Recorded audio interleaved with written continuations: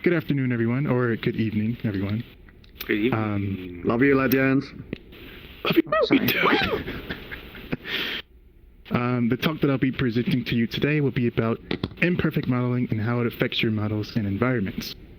So let's get started with the introduction. Next slide. All right, introduction. Who am I? I'm Legends. I've been playing VRChat for about 3 years. I've been making worlds for about 3 years. It's been that long already. And I've been using Unity for 3 years, and I've also been using Blender for a year. So in my time of learning, I would like to share with you all some things that I've noticed, some things that I've learned and picked up. This is a should be easy concept to grasp. Hopefully it's not too hard to understand. So let's go to the next slide and let's get into the topic. So what is imperfect modeling? This is something I made up. Okay, I literally made this up for how I approach my designs. Actually, wait, is that the right thing? Okay, yeah, this is basically how I approach my designs. But in order to understand why I call it imperfect modeling, let's look at shapes. So in the example I provided, you could see symmetrical shapes and an asymmetrical shape. Now, in the basic definition of this, a symmetrical shape is a shape that's even on both sides. An asymmetrical shape is a shape that is uneven on both sides, but you still have the form that is very similar as a whole. So you can actually use these structures or principles to apply to your modeling and your environments. So let's look at what you would apply these. Let's look at what you apply asymmetrical modeling to. The best uses for this approach would be organic models. Organic models is something like a living creature, an animal, a creature, or a human. Sculpts also work with asymmetry. Monsters, realistic human characters, or human faces. In my opinion, I think sci-fi designs or futuristic designs also work well for this. And we're going to look at some examples that I've done. So here we go. Wait, that's not right. Hang on. That's also not right.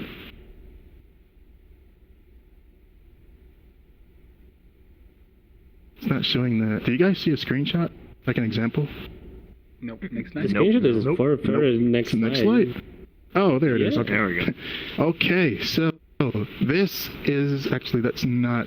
Yes, it is. Okay, so this is a creature I model. Real quick, super quick creature. Yeah, I know it's ugly, but hey, gotta get the example. So if you look at the symmetrical side of this creature, it's perfect. It's perfectly symmetrical, but it's kind of dull. It's kind of lacking character. It's just kind of just staring off into this void, you know?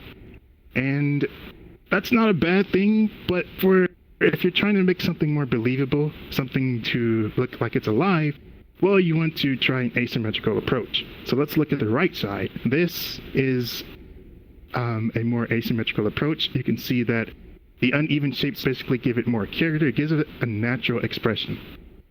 So let's look at some examples on how I basically change some of the faces or the shapes of the face to make it more asymmetrical. So here we are.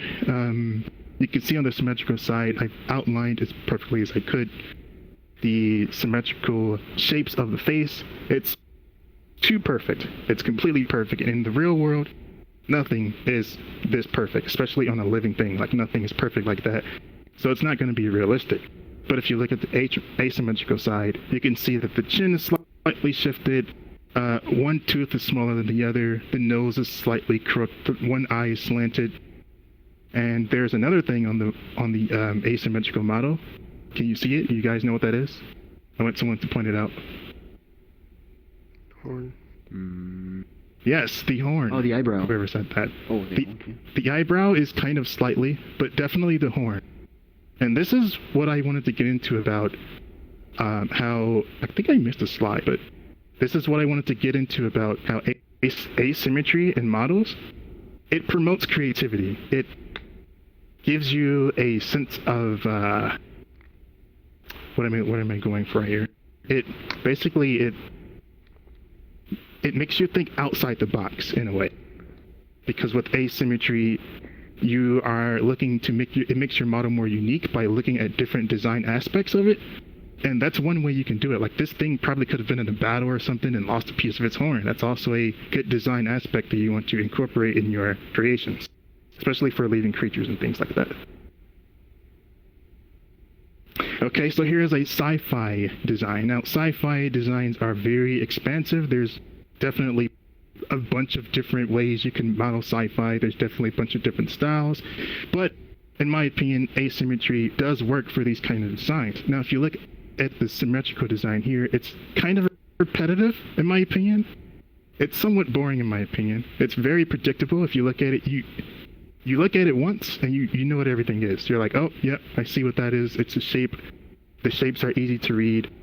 It's not a bad thing, but if you want a more unique design, you can apply asymmetrical you can apply a more asymmetrical approach to your design. So if you look here, all I did in this model was just do a few small changes. Like, basically, let's go to the next slide to explain that.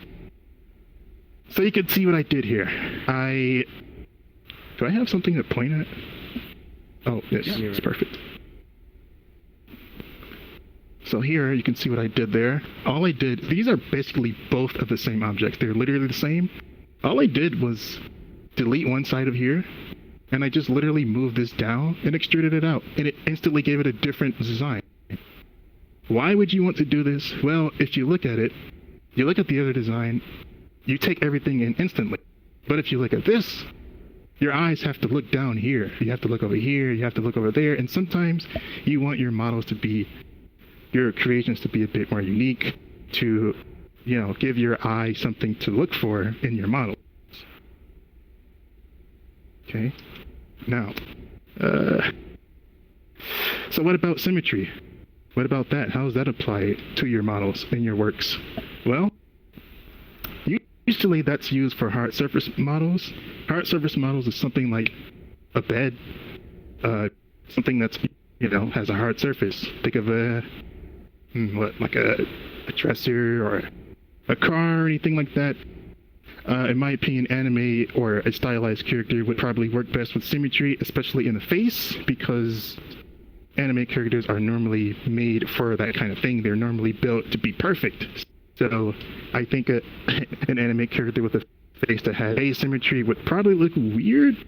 I don't think that's what you want. So definitely mechanical designs such as robots, machines, vehicles, anything that has a mathematical calculation that's built to have perfect dimensions, you'd probably want to use a symmetrical approach. So let's look at some examples. All right, so this robot here, it's fairly symmetrical. The shapes are very similar. However, there are a few differences, and this is what the example I explained before with the little sci-fi piece. You can see here that this piece is not exactly the same over here. Actually, there is no piece on this side, and that's cool. That's a unique design. Now, the entire model is fairly symmetrical, but it doesn't have to just be the model. It can be the texture. Like, you can see this marking here. You don't see it over there, though. So you can actually use, it doesn't always have to be just with models or the shape of the object. It can also be in textures. But this topic will not be covering that. We're just focusing on the modeling aspect. And then here's a vehicle. I think, in my opinion, a vehicle is something that you would want to approach in a symmetric way, because, I don't know, I've never seen an asymmetrical vehicle. They are always pretty even. So this is definitely a good thing that you would want to approach in a symmetrical way. Also, if you want, you could use a texture to break up the repetition and things like that for the vehicle. Here's an example of an anime face. I think that this type of face would be the best approach for using a symmetrical design, because, like I said, an asymmetrical design wouldn't probably work for this. Obviously, here for a bridge, you would want to use a symmetrical design. And let's move on. right, my favorite part. So, environments. You can actually apply asymmetric designs and layouts to your environments. I see this a lot in worlds. It's very important. It's easily over, and I'll show you exactly why. Now, applying asymmetric to your environments, what I'm talking about here is I'm talking about layouts, right? So it breaks repetition, it improves your believability in your world, and it provides environmental storytelling. Environmental storytelling is very important. This is always overlooked, or not always, but definitely often overlooked that I find in many VRChat worlds, and even video games, even popular video games. Okay, so let's look at some examples. All right, so here's an alleyway that I did. Let's just say you're in Unity. You know, you bought some assets, or you got some you modeled your own assets or whatever, or you bought something on Unity Store, and you don't care. You're just dropping this stuff in prefab. You're just going. You don't care how it looks. Well, guess what? That's probably the effect you're gonna get. It's gonna be way too perfect, or it's either gonna be kind of crazy. But if you're just duplicating things without really paying attention to how it affects your environment, it's too perfect. Like, you have these lined up perfectly. There's no rotation. There's no position change. It's gonna be too clean, too perfect. It's not gonna be very believable, and it's an easy mistake to make, especially when you're rushing. And you don't want to do this, especially if you want an environment that's more believable. So now this is what I call symmetry in environments, a symmetric layout. So let's look at a asymmetric layout. Now instantly, all I just literally moved some things. Deleted a trash can here. I shifted the garbage bags around. These dumpsters here have been moved around a bit. There's some detail on the ground here. It's more randomized, it's more believable, and it feels lived in. It doesn't feel like it's just a static scene. It feels like this is a real world that has life in it, in a way. And it's often overlooked to just place things without really thinking about how you're going to place it, where you're going to place it, and how it affects your environment. So I want you guys to look at these two shapes here, because this is another important thing that's often missed. Excuse me. The biggest shape that you see on the screen is the dumpster. That's probably the first thing you look at. That's done on purpose. I put those two dumpsters there on purpose because it's basically the dominant shape. It's something that you would want to, it's a focal point. It's something I want you to focus on. Now, everything else around it, the shapes that you would probably look at second would be the trash cans, the garbage bags, the boxes over here that are thrown about, and the smallest detail would be the papers. That's probably the last thing you'll notice. But this is what you want. You want your audience, or the people that are visiting your world, you want them to search, you want them to be interested in looking at all the details of your work, of your layout. And this is how you can get that effect, by having small clutters of detail here. You can have some things here that's probably positioned in a different way. It's very important to do this if you want your environment to have realism. Okay. Now here's a perfect example of environmental storytelling. So you see these boxes here? They're just thrown about. Someone probably threw them there. These papers here, they probably got there by what? The wind? Maybe from the trash can or something, probably came out of there or whatever. You see this top here that's linked against this trash can? Someone probably was taking out the trash, they threw it in the trash, and then they forgot to put the top back on. Maybe it fell off. This is simple, but it's environmental storytelling, and it does wonders for your world. So if you're in your world and you're setting everything up neatly, make something knock over. Knock a piece of tree over or something. Or take a chair and maybe slide it to the left a little bit. Just slightly position it. It brings a believability to your world that's often overlooked, because if everything is set neatly and perfectly, well, it's not gonna feel real. So this next slide, let's see how that looks. Okay, well, it's not too bad. I actually kind of screwed up here. Sorry about that. I don't think there's any way to slide up and down, so you can't see the example all the way. But another example for the previous thing I was talking about. This table up here, it's too perfect. It's very mirror-like. You know, you might just set a table there, and you might have all these objects that are facing the exact same rotation and position. And if you have that so many times, even if it's just one table, you're gonna look at that and you'll be like, oh yeah, that's just a table, whatever. You know, you're just gonna move on. Now, if you want to make this feel more believable and you want to catch the attention of your audience or the person that's in the world, here is a perfect example at the bottom. Now, you can see that it's more believable, it's more lived in, it's environmental storytelling look at this cup here. There's no tea in that cup. Why? Who knows? Maybe the person didn't pour tea in there. Maybe someone drunk it already. This pot here is also a darker color, and it matches with the white color. It's a good contrast here. These chairs are slightly shifted. You can't really see the image all the way. I apologize about that. You can see the image up here and how these chairs are perfect, but these are kind of slightly tilted and moved around. This is pretty much environmental storytelling, and it really just makes your scene feel more alive, as if someone was there. Okay, next slide. So which one works best? Which approach should you use as far as using asymmetry and symmetric designs? Well, it's all about your intention. It's all about what you see, your vision, what you want in your world. Honestly, I think it's important to know that the goal of design is communicating with intent and meaning. I think that's a very important a very important aspect that's often forgetful. You want to communicate and let your audience know, or your people, your fans know that, hey, this is what I want you to see. This is what I want you to do in my world. This is what I want you to feel in my world.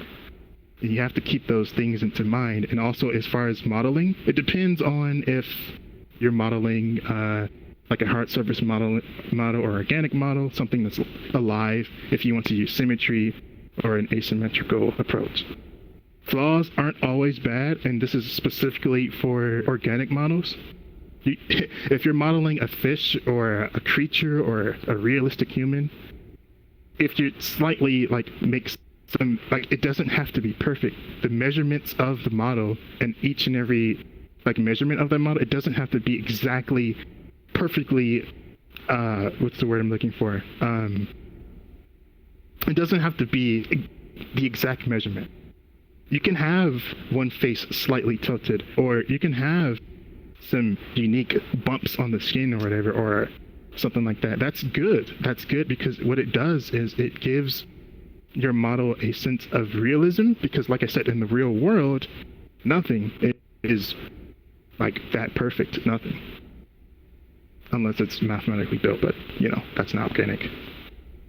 So it's all about your vision. Okay, so let's recap everything we went over. Using asymmetry in environments and models, it gives character, it expands creativity, it makes your environments and models more believable. It depends also on what you're modeling, of course, your intentions, your goals. Using symmetry in environments, knowing when to use symmetric designs, as we explained, whether it's going to be something like an organic model, hard surface model, or a car, something like that. It's all about your goals and intentions and what you want, what you see in your creations, what you want to get out of your creations, what you want your audience to feel and see. And honestly, it gives a unique and encouraging design to your creations. And this is why I call it imperfect modeling, because in the real world, as my friend put it, basically, it's really easy to get perfect designs on a computer. And, we're used to that. So just remember that in the real world, it's not as perfect. Except for you guys. You guys are perfect. You're perfectly imperfect, okay? Aww. So, any questions?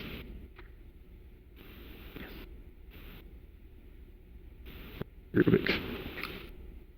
Great talk.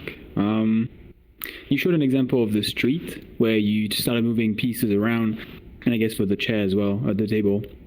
Do you think there is a potential when you start moving objects too much? Do you think if you go too far, you can start ruining your own environmental telling? So, storytelling. Is there a point where you want to stop yourself before you do too much? Good question. I think that if you're, so you definitely do want to plan out what you see before you start planning stuff. You don't want to just throw things and have a bunch of things and just start throwing together and hopefully something comes out of it. Sometimes that can work, like if you're doing a forest, sometimes that can work. If you're doing something like an alleyway or something similar, you do want to have, I would say, a reference to guide you on how realistic this would be. So definitely references will help with that. You don't want to just, if you want to have some sort of guide to keep you from going either too chaotic or too clean. And I think a reference would be a great guide for that. Go ahead, Aka. Oh, I think Funi was actually first. When it comes to horror maps, do you prefer to do symmetry or asymmetry?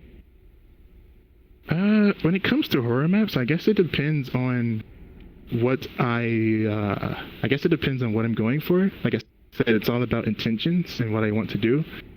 For horror maps, I guess it depends on if you mean like the monster designs or the environment.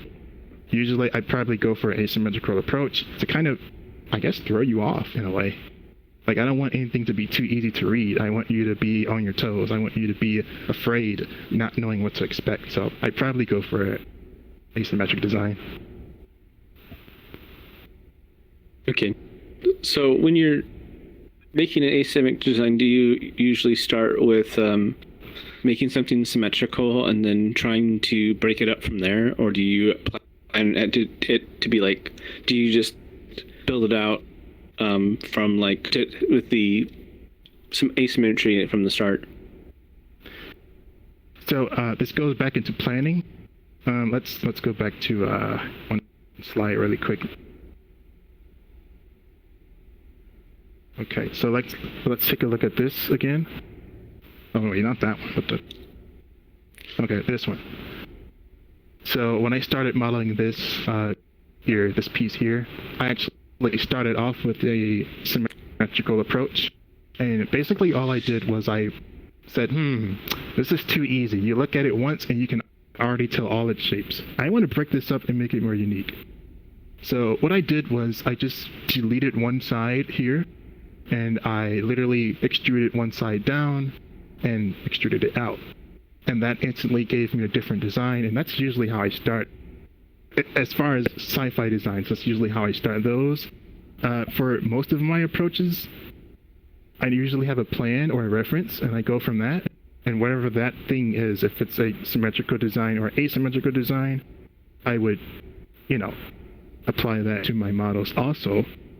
I normally would use textures as well, because textures you don't have to always rely on your model to do these type of designs. You can also do textures. You can add a decal or a dent or a scratch or something to break up to make it more appealing and interesting. Does that answer your question?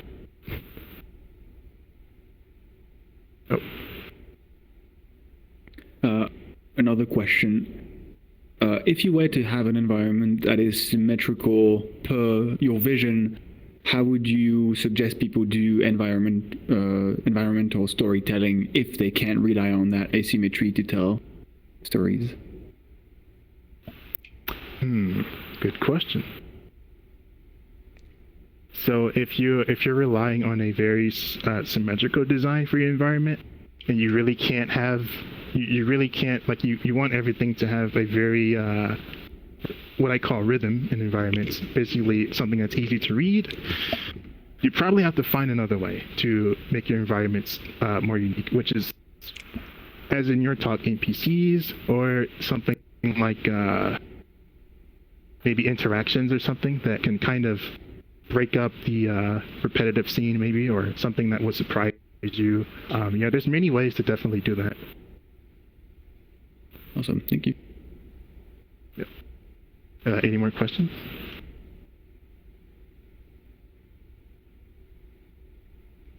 Hi. Hi. This is a bit more on the technical side, and I apologize. You said that you use Blender, and I'm just curious whether you've done anything with like emitters or physics or even geometry nodes to try to create some of these more like asymmetrical natural patterns. Yeah, you're way past me. Sorry, no stress. No, you're good. Everyone's you're good, experts in different areas. I do know about nodes, and I know how to get some like very natural designs of using nodes. But yeah, I haven't used it as much, so I probably wouldn't be able to provide any, insight on that. Yeah. Oh, let me go back. No stress.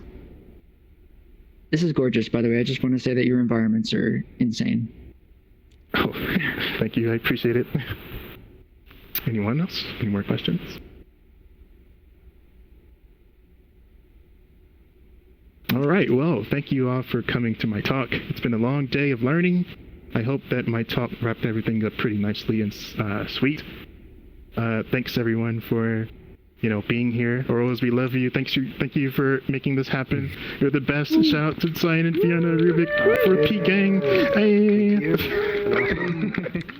Legend. Okay.